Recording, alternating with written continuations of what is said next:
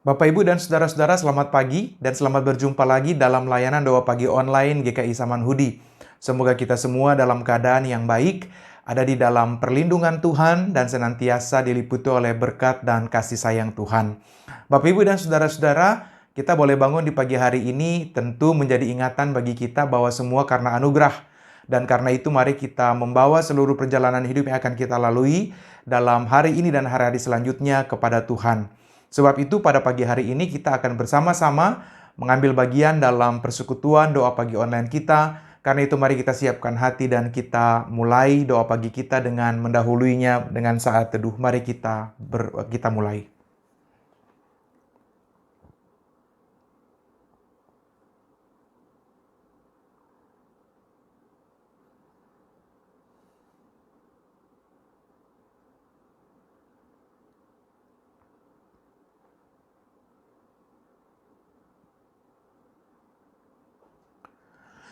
Bapa yang baik, kami bersyukur dan berterima kasih kalau hari ini kami boleh dibangunkan Tuhan dan dianugerahi kehidupan dan kepercayaan untuk menjalani hari ini.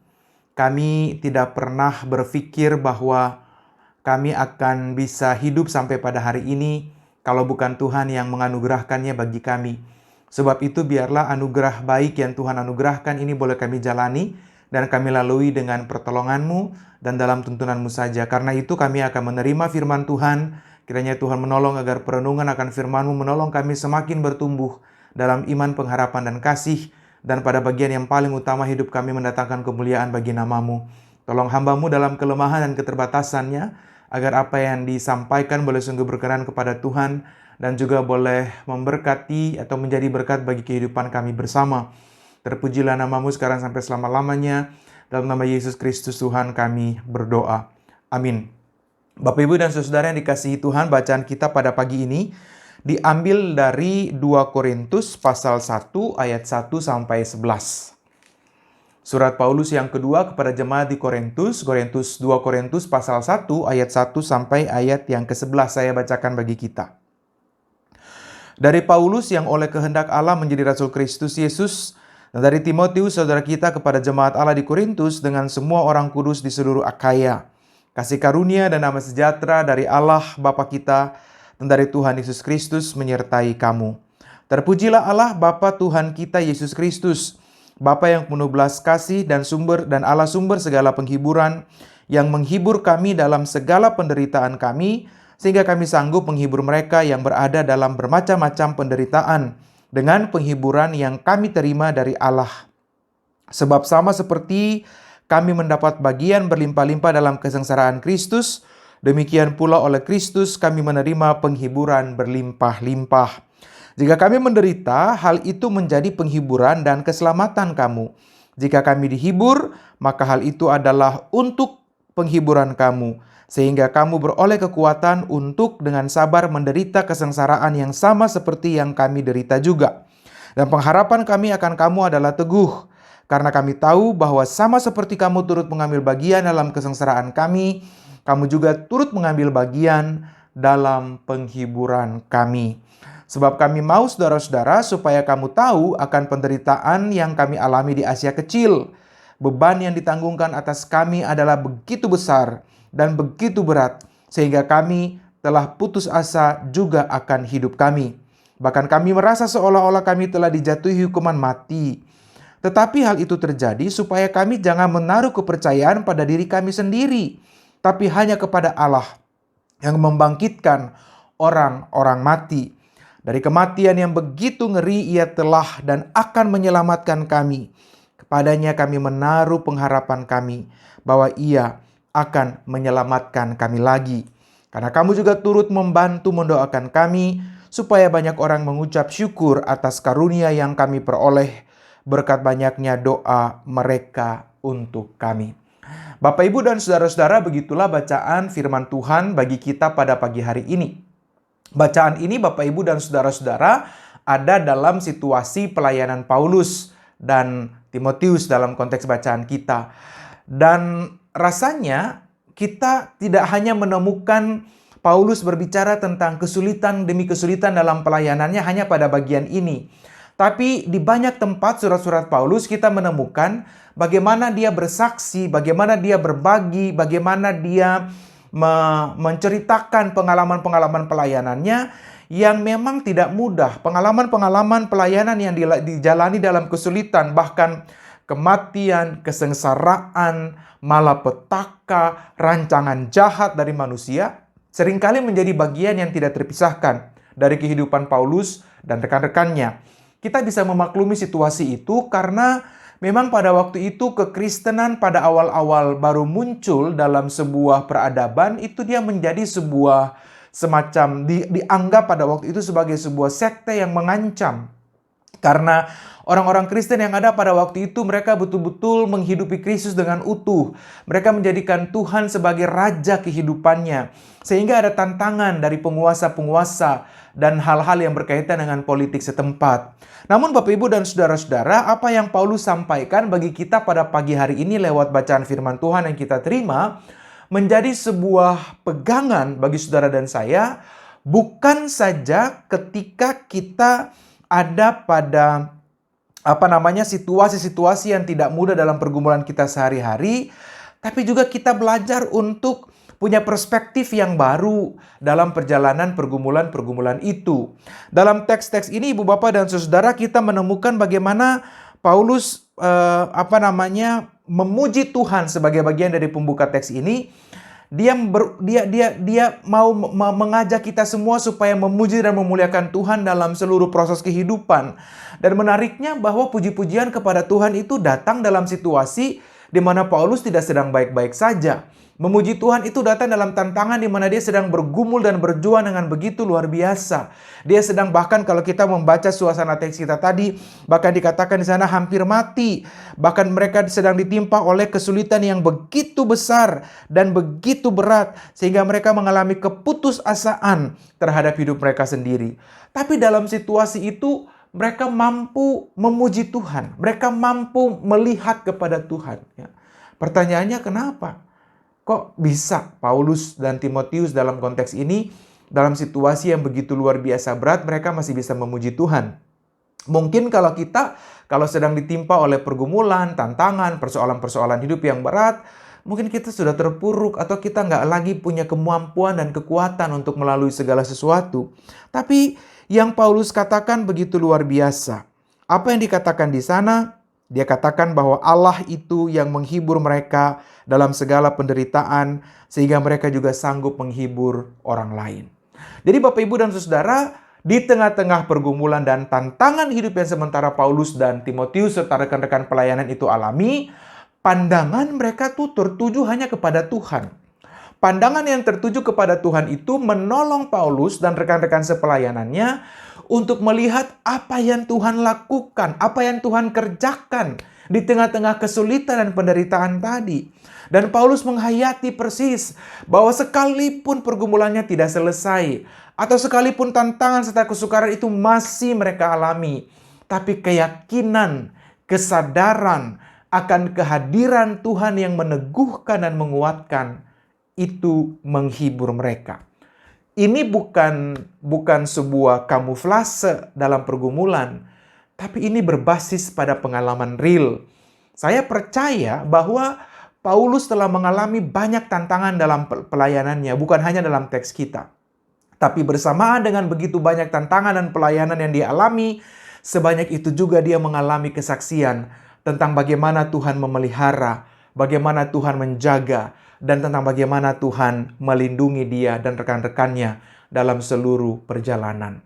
Karena itu Bapak Ibu dan Saudara-saudara, yang menarik dari teks ini adalah ketika Paulus mengatakan di dalam ayat yang ke-9, bahkan kami merasa seolah-olah kami telah dijatuhi hukuman mati.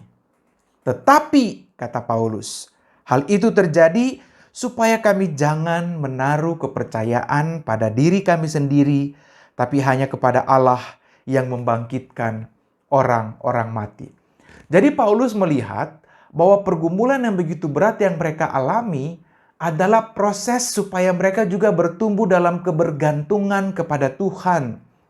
Dengan kata lain, kalau kita melihat ayat 9, kita menemukan bahwa Paulus sedang menjelaskan bahwa bahaya orang merasa mampu di tengah-tengah pergumulan tadi, dalam situasi yang begitu sulit, dalam situasi yang tidak mudah, ketika orang kemudian merasa kuat untuk melaluinya dan tidak bergantung kepada Tuhan karena berharap pada dirinya sendiri, maka jangan-jangan kemudian Tuhan tidak punya tempat.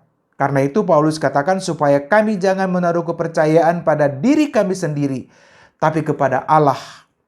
Jadi artinya dia mau mengajak kita semua pada pagi hari ini supaya betul-betul mengandalkan Tuhan. Dan kalau saudara dan saya dapat keluar dari pergumulan tadi, tetap taruh kepercayaanmu kepada Tuhan. Jadi tidak membusungkan dada, tidak membanggakan diri, alih-alih jatuh dalam sebuah kesombongan dan merasa bahwa semua itu dapat kita lalui semata-mata karena Tuhan. Bukan.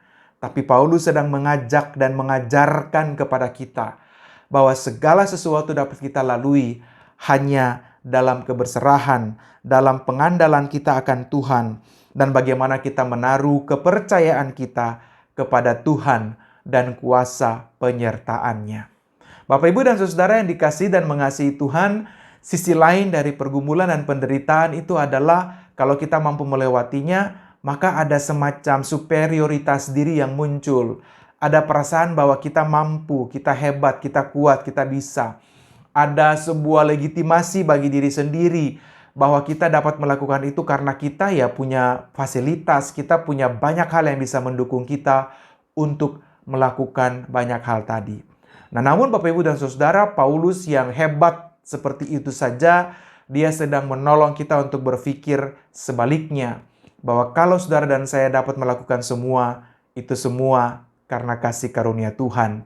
Karena kita belajar menaruh kepercayaan kepada Tuhan. Selanjutnya, Ibu, Bapak, dan Saudara-saudara, kita menemukan hal yang lain dalam teks kita. Hal yang kedua adalah bahwa sekalipun mereka ada pada pergumulan, pada tantangan dan kesulitan, mereka tidak berhenti untuk terus melakukan bagian mereka dalam pelayanan. Dalam bagian-bagian awal kita temukan di sana, Paulus mengatakan Allah yang menghibur mereka itu dalam segala macam penderitaan, sehingga mereka juga sanggup menghibur orang lain yang berada dalam bermacam-macam penderitaan dengan penghiburan yang diterima dari Allah.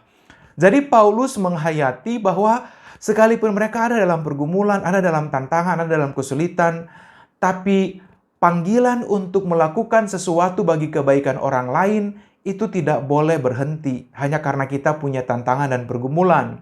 Memang kalau kita mau pikir-pikir, kok begitu ya? Bukankah kalau kita lagi bergumul kita juga butuh dikuatkan? Tidak salah. Tapi yang Paulus sampaikan di sini adalah sebuah dasar yang kuat bahwa sekalipun mereka sedang bergumul dan berjuang, tapi panggilan untuk terus melayani dan memberikan perbuatan-perbuatan baik kepada orang yang juga sedang bergumul, meneguhkan dan menguatkan mereka yang juga sedang butuh dikuatkan, adalah bagian yang tidak bisa berhenti atau tidak bisa pause sebentar. Mengapa? Karena dasarnya tadi yang Paulus katakan, karena mereka sendiri telah menerima penghiburan dari Allah. Nah, Bapak Ibu, mungkin ini konsep yang diangkat oleh Henry Nouwen ketika dia menulis tentang The Wounded Healer, yang terluka, yang menyembuhkan. Jadi pada saat kita sedang terluka, menurut Nouwen, pada saat kita sedang terluka, kita tuh sebenarnya butuh dikuatkan.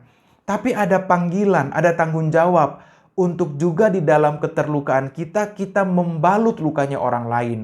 Dan menurut Nouwen, pada titik di mana kita membalut luka orang lain, kita memulihkan luka orang lain, pada saat yang sama kita juga mengalami pemulihan.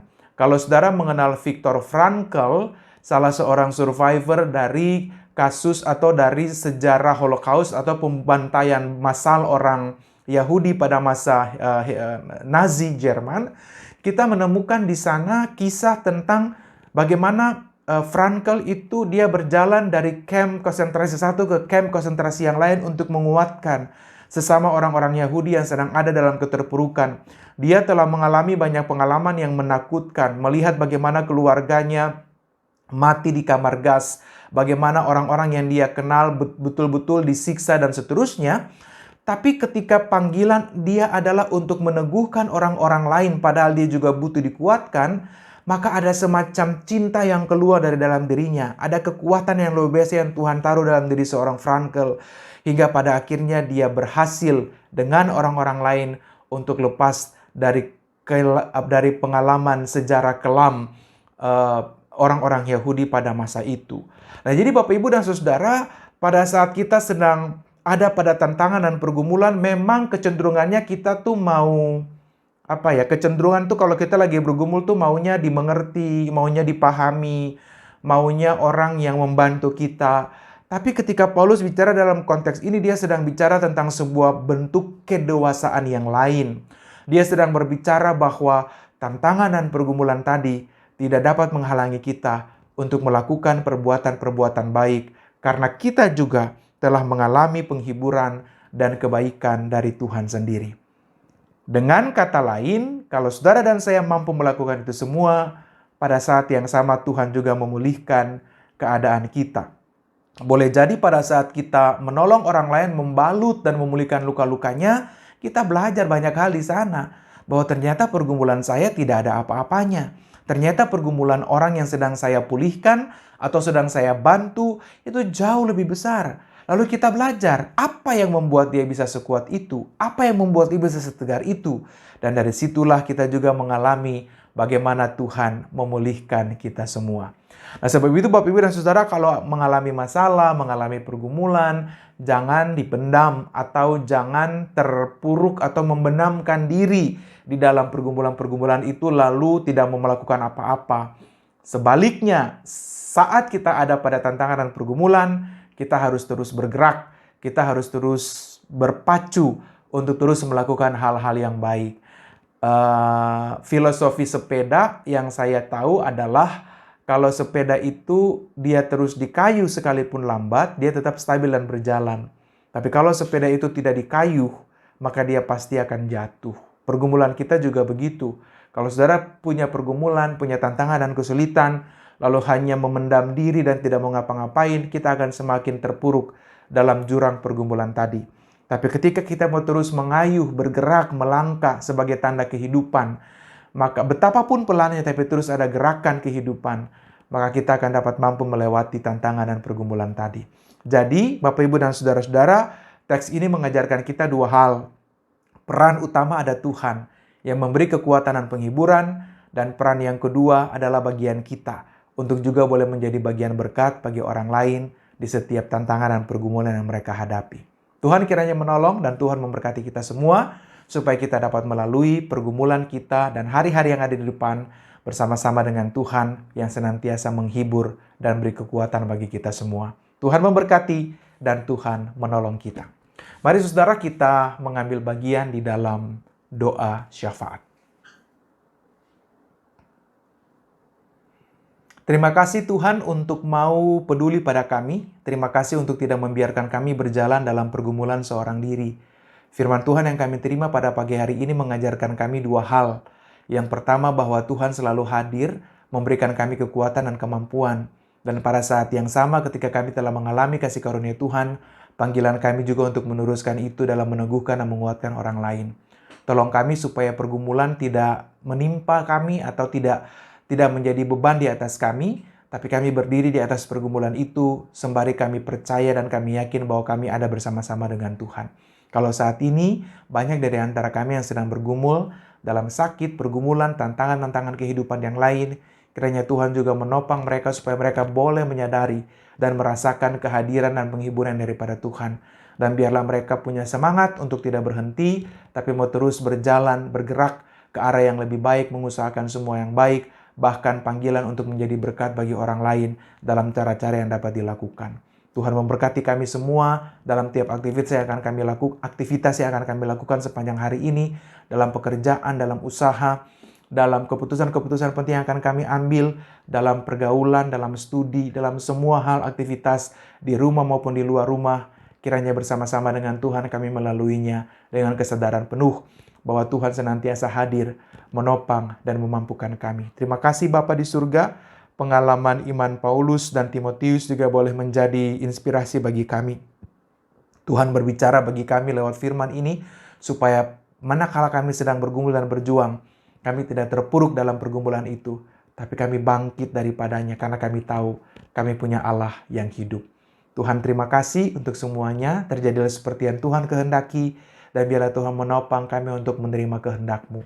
Lalu kami nyatakan doa dan pengharapan iman kami dalam nama Tuhan Yesus Kristus, Juru Selamat kami yang hidup, dan biarlah anugerah dan sejahtera dari Allah dalam Kristus, dalam tuntunan Roh Kudus, menyertai kami semua dari sekarang sampai selama-lamanya.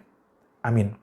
Bapak, Ibu, dan Saudara, selamat beraktivitas, tetap semangat, dan tetap kuat dalam menjalani pergumulan hidup, tetap yakin bahwa penghiburan Tuhan dan Tuhan sendiri hadir untuk terus memampukan kita melalui semuanya. Tuhan memberkati kita. Bagi Bapak Ibu yang memiliki pergumulan khusus dan ingin didoakan, bisa menghubungi rekan-rekan pendeta di nomor berikut.